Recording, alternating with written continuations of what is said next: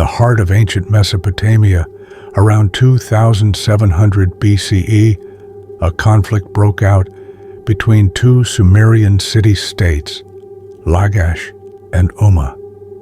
This battle marked the beginning of organized warfare in human history, and it was primarily fought over one of the most valuable resources of the time: water. The land of Mesopotamia, often referred to as the cradle of civilization, was home to several city-states that vied for control over fertile lands, agricultural resources, and essential trade routes. The city-states of Lagash and Umma were neighbors, located in the region between the Tigris and Euphrates rivers, where water was not only a lifeline for irrigation, but also a source of wealth and power.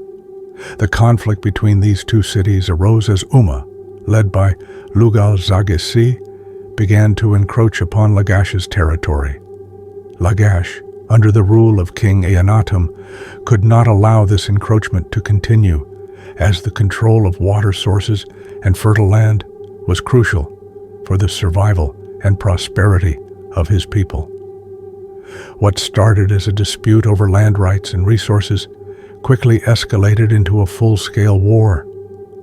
The Lagash-Umma War is significant because it represents one of the earliest instances in recorded history where city-states organized large-scale military forces to assert dominance. Both sides assembled formidable armies, complete with infantry, archers, and war chariots, a military innovation that gave the armies a decisive edge. This war marked a turning point in how societies would engage in conflict, with the strategic use of terrain, military organization, and technological advancements such as chariots playing a key role in the battle's outcome. One of the most remarkable artifacts documenting this conflict is the Stele of the Vultures, a stone monument that commemorates the victory of King Eannatum and the defeat of Umma. The Stele, which was created by the people of Lagash to celebrate their victory, is one of the earliest surviving records of war. It depicts Eannatum's forces triumphing over Umma, showing their soldiers in battle formations and the aftermath of the war, including prisoners being led away in chains. The stele's imagery is not just a record of military success. It also symbolizes the brutal consequences of warfare during this period, with defeated enemies being subjected to humiliation and captivity. The significance of the Lagash-Umma War goes far beyond the battle itself. It serves as an early example of how war was used to establish political control, influence trade, and secure resources essential for survival. It's also one of the first times in history that a war's outcome was recorded on such a grand scale, showcasing the importance of military victories in maintaining power and securing a city-state's future. The war and its aftermath would have set a precedent for how future conflicts were waged, not only in Mesopotamia, but throughout the ancient world. While the Lagash-Umma War may have been one of the first documented conflicts in human history, it was not the only early war fought for resources and land. However, it stands out because of the detailed records left behind, such as the Stele of the Vultures, which provide insight into the military tactics, the nature of the conflict, and the cultural importance placed on war as a means of securing dominance. The war highlighted the growing power of rulers like Eannatum, who used military might to solidify their control over key resources, and it paved the way for the further development of state-sponsored armies and war strategies. Though it was fought over relatively small territories, the Lagash-Umma War has a lasting legacy. It was one of the first times in history that we see the use of organized warfare, where professional soldiers, military strategies, and specialized technology like chariots were employed in battle.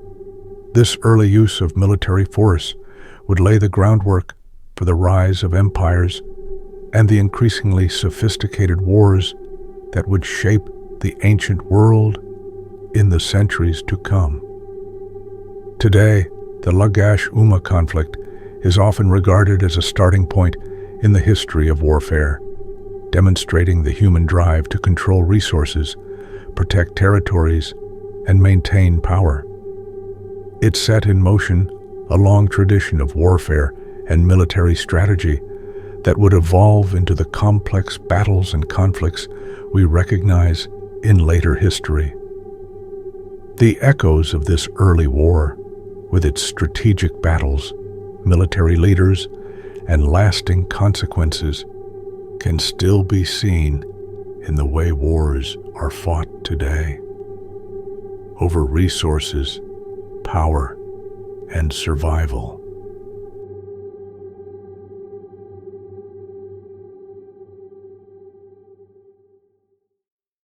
Long ago, in a world where myth and history intertwined, three mighty empires, Durocar, Valtoria, and Erendur, stood at the peak of their power.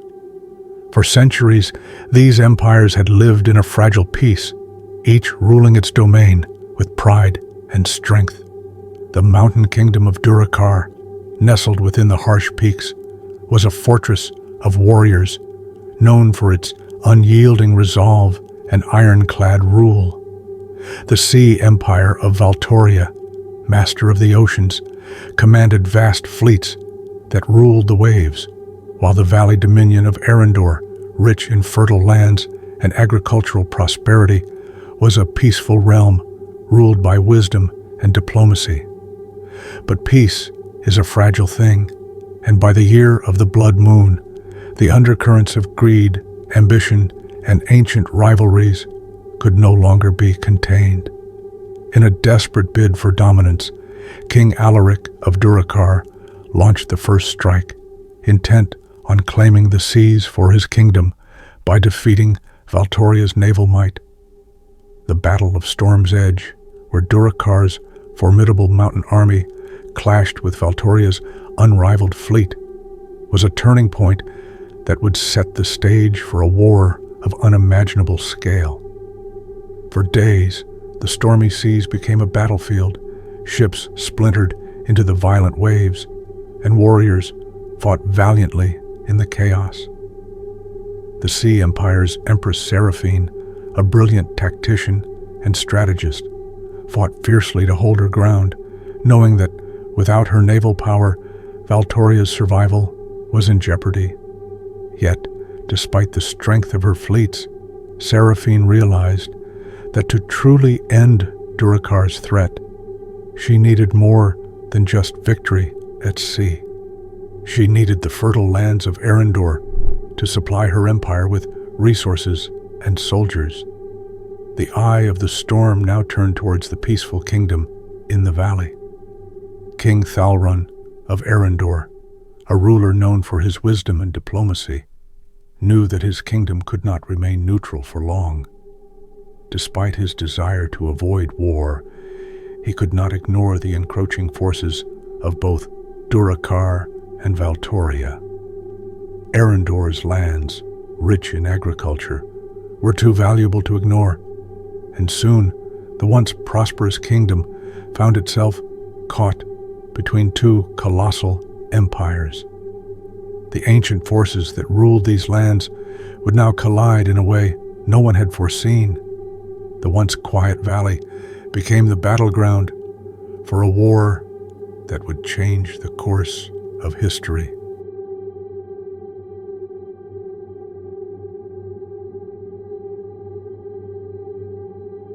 The fateful day arrived, the Battle of the Valley of Echoes. This sacred land, once a place of myth and legend, was now a charnel ground, as the armies of Durocar, Valtoria, and Erendur faced off in a bloody conflict that spanned days. Thousands of soldiers, beasts of war, and towering siege engines collided on the battlefield, where the earth trembled with each charge. On one side, Durakar's heavy infantry, hardened by years of living in the mountains, pushed forward with brutal force.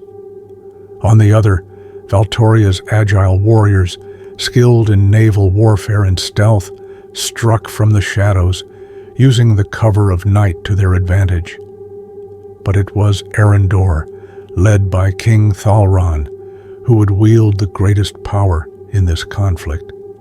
Although vastly outnumbered, Thalron used diplomacy to form temporary alliances with both Valtoria and Durakar's factions, playing a dangerous game of balancing powers, hoping to survive and perhaps emerge with his kingdom intact.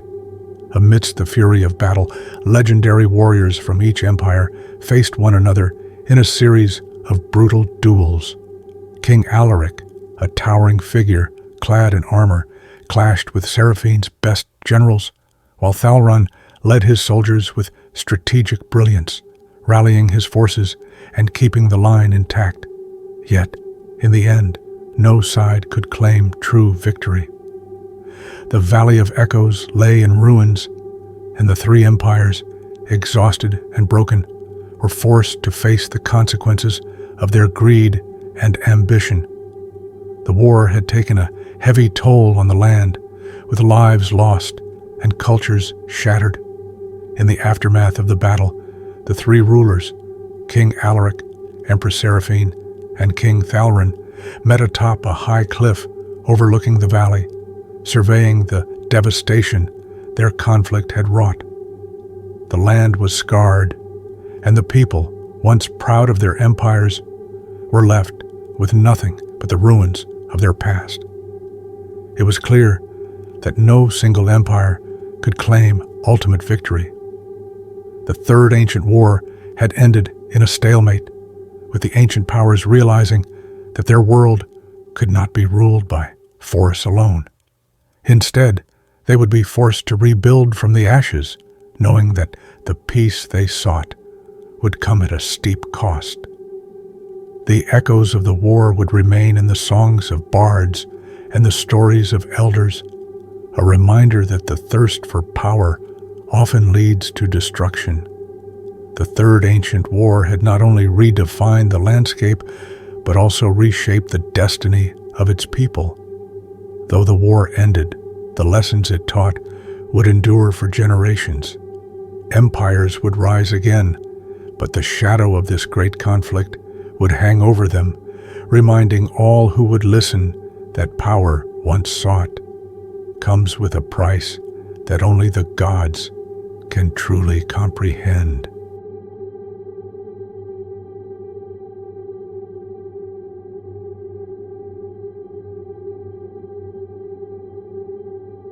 The Second World War, one of the most cataclysmic conflicts in human history, forever altered the course of the 20th century. It was a war fought on an unimaginable scale, involving dozens of countries, stretching across continents and reshaping the global landscape.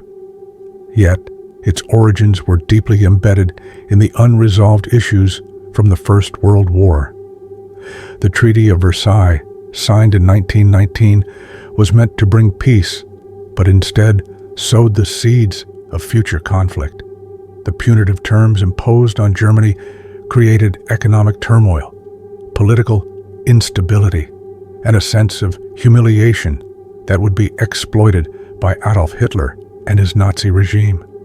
Hitler's rise to power in the early 1930s marked the beginning of a new era of aggressive nationalism and expansionism.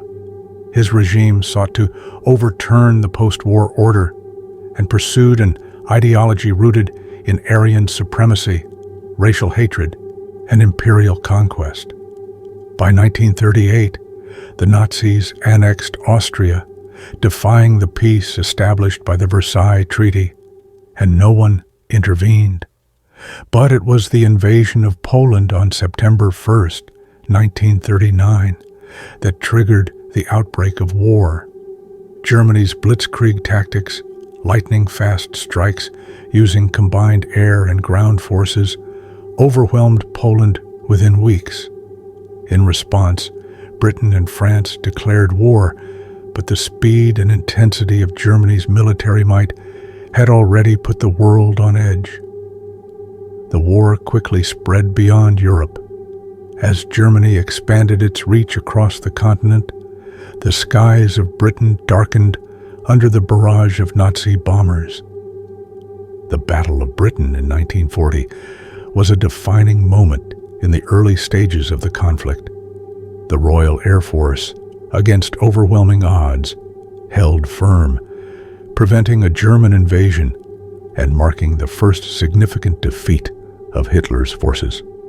Meanwhile, in the East, Hitler's forces turned their attention to the Soviet Union in June 1941. Operation Barbarossa, the largest military invasion in history, aimed to crush the Soviet Union and expand Nazi territory across Eastern Europe. The war on the Eastern Front became the deadliest, with unimaginable brutality, as millions of soldiers and civilians perished in the fighting. Yet, despite initial successes, Hitler's forces were halted by the fierce Soviet resistance, especially during the brutal siege of Stalingrad, which became a turning point in the war. Could Atlantis be a fable? A myth designed to warn future generations of the perilous consequences of moral and ethical decay. Despite these differing opinions, the search for Atlantis continues to capture the imagination of millions around the world. Over the years, a number of locations have been proposed as the possible site of the lost city, ranging from the Mediterranean, where many believe Atlantis sank after a massive volcanic eruption, to the Caribbean, where underwater ruins have sparked new interest. In recent years, some researchers have even proposed that Atlantis could be located beneath the ice sheets of Antarctica. What if the true location of Atlantis has been buried under centuries of ice and snow, waiting for the right technology to uncover it? This theory remains controversial, but it adds another layer of intrigue to the ongoing search. And that brings us to the burning question. Could these new findings really be proof that Atlantis existed? Or is this simply another case of mistaken identity, where the ruins of a long-forgotten civilization have been misinterpreted through the lens of legend? The truth is, we may never fully know the answer. As tantalizing as the evidence is, there's still much we don't understand about the mysterious city that Plato described. But one thing is certain. These discoveries are bringing us closer to uncovering the truth. And, with every new breakthrough, the legend of Atlantis becomes a little less myth and a little more reality. At this point, we want to hear from you. What do you think about these recent discoveries? Could the ruins discovered in the Mediterranean be the remnants of Atlantis? Or are we simply looking at another set of ancient ruins that don't match the legend? Do you believe that Atlantis was an actual place? Or is it just a myth that has been passed down for centuries? Leave a comment below with your thoughts and theories, because your input is just as important as the evidence itself. If you found this video intriguing, please give it a thumbs up, and don't forget to share it with your friends who love a good historical mystery. Together, let's continue the search for the truth behind Atlantis. This is just the beginning. As new discoveries continue to surface, we'll be here, diving into the history of Atlantis and other ancient mysteries, seeking to uncover the truth hidden beneath the surface of time. Make sure you subscribe to Ancient Echoes so you never miss an episode. Until then, keep wondering, keep exploring, and stay curious, because the past is full of secrets waiting to be uncovered. What if I told you that the story of Atlantis, the legendary lost city swallowed by the ocean, might not just be a myth? For centuries, this tale has captivated the imaginations of countless explorers, archaeologists, and dreamers alike. But what if new evidence has surfaced that challenges everything we thought we knew about Atlantis? Could this lost city be real? And if so, could we be closer than ever to uncovering its long-hidden secrets? Welcome back to Ancient Echoes, where we delve deep into the world's most compelling historical mysteries. Today, we're diving headfirst into the myth of Atlantis and exploring the possibility that the long-forgotten city might actually exist, and that we could soon uncover the truth about its fate. The story of Atlantis, first told by the ancient Greek philosopher Plato more than 2,000 years ago, has become one of the most enduring legends in history. According to Plato's writings, Atlantis was a magnificent island nation, far beyond anything we could imagine. It was an advanced civilization, rich in wealth, knowledge, and power, sitting at the center of the world's great empires. The Atlanteans were known for their remarkable architecture, vast naval fleets, and technological prowess. Yet, in a sudden and mysterious event, Atlantis vanished, its great cities swallowed by the sea in a cataclysmic disaster. For generations, scholars, adventurers, and historians have been captivated by this mystery, eager to uncover whether Atlantis was merely a fictional tale or a record of an actual lost civilization. The myth has inspired countless theories, ranging from speculative ideas about the existence of lost civilizations beneath the ocean's surface to scientific investigations into possible locations of this hidden world. From the Mediterranean to the Caribbean, people have searched for signs of Atlantis, but the mystery remains unsolved until now. That's right. In recent years, there have been new discoveries that could change everything we thought we knew about Atlantis. New underwater findings, coupled with ancient maps and cutting-edge technology, have brought us closer than ever to solving this age-old enigma. In 2024, a team of oceanographers and archaeologists exploring the depths of the Mediterranean Sea uncovered strange formations on the ocean floor. These structures, revealed by sonar imaging, appear to bear the unmistakable marks of human construction. Perfectly straight lines, right angles, and even what appear to be remnants of ancient walls and pathways. The oddity of these formations suggests that they could be remnants of an ancient, lost city, possibly Atlantis. These underwater ruins are located at a depth that matches some of the descriptions from Plato's writings. Could it be? Are we finally seeing evidence of the once great civilization that Plato spoke of? But the discoveries don't stop there. The ruins themselves seem to show signs of advanced technology, materials and techniques that suggest the people of Atlantis were far ahead of their time. Plato famously described Atlantis as a city filled with remarkable innovations. Ships powered by mysterious technologies, grand temples, and even machines capable of unimaginable feats. Some experts now speculate that the ruins discovered beneath the Mediterranean could be remnants of these very innovations. Could these underwater structures be proof that Atlantis was, in fact, a highly advanced civilization?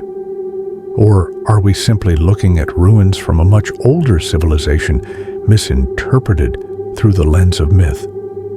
The evidence continues to mount. In addition to the underwater ruins, ancient texts, including those written by Plato, have been re-examined. And many of these writings seem to describe advanced technologies that were far beyond what was believed possible at the time.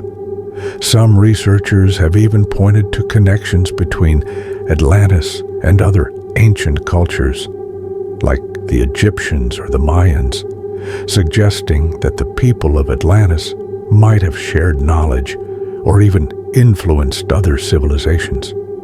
Could Atlantis have been a hub of ancient innovation, a lost city of scholars, inventors, and seafaring explorers who left behind a treasure trove of knowledge before disappearing into the depths? But even as the mystery of Atlantis grows more tantalizing, there is still much skepticism surrounding these discoveries. Critics argue that while the underwater ruins are compelling, they could simply be the remnants of other ancient civilizations or the natural formations of the ocean floor. There are those who believe that the story of Atlantis, as told by Plato, might not be an account of a real place at all, but rather a cautionary tale meant to warn future generations about the dangers of hubris, greed, and unchecked power. According to this view, Atlantis might never have existed, at least not in the way Plato described it, but rather serves as a symbol of mankind's potential downfall. From the towering spires of Angkor Wat to the majestic columns of the Parthenon, ancient temples have always stood as symbols of human devotion, monumental artistry, and enduring mystery. These grand structures weren't merely places of worship, they were the heart of ancient civilizations, reflecting advanced knowledge of architecture, astronomy, and spirituality. But what if these temples hold secrets that have been hidden for centuries? In this video, we will uncover the hidden stories behind some of the world's most iconic and enigmatic temples, delving into their symbolic meanings, astronomical alignments, and the mysteries they conceal within their walls. Join me as we explore the profound and often overlooked truths of these ancient marvels and the whispers they still echo through time. Angkor Wat. Our journey begins in Cambodia, with one of the most magnificent temples ever built, Angkor Wat. Spanning an area of over 162 hectares, Angkor Wat is not only the largest religious monument in the world, but also a masterpiece of ancient Cambodian architecture. Originally constructed as a Hindu temple dedicated to Vishnu during the reign of King Suryavarman II in the 12th century, Angkor Wat was later transformed into a Buddhist site. At first glance, the temple's intricately carved bas-reliefs and towering spires make it a breathtaking sight. However, there's more to this temple than meets the eye. Hidden within its design lies an extraordinary cosmic map. The central tower, soaring nearly 65 meters above the temple grounds, is thought to represent Mount Meru, the sacred mountain in Hindu and Buddhist cosmology that is believed to be the center of the universe. Surrounding the central tower is a vast moat, which is symbolic of the oceans that encircle the world. The temple's grand layout and proportions are carefully designed to reflect the structure of the cosmos, but its secrets don't end there. Recent studies have uncovered that the layout of Angkor Wat is meticulously aligned with celestial events. In particular, the temple is aligned with the spring equinox. During this time, the sun rises directly over the central tower, casting a spectacular light show across the entire complex. This alignment suggests that the builders of Angkor Wat not only had a deep understanding of architecture, but also a sophisticated knowledge of astronomy, which they used to mark the passing of time and to honor their gods. The Parthenon. From the jungles of Cambodia, we now travel to the sun-kissed hills of Greece, where the Parthenon stands atop the Acropolis in Athens. The Parthenon is not just a temple, it is a symbol of ancient Greek civilization, a crowning achievement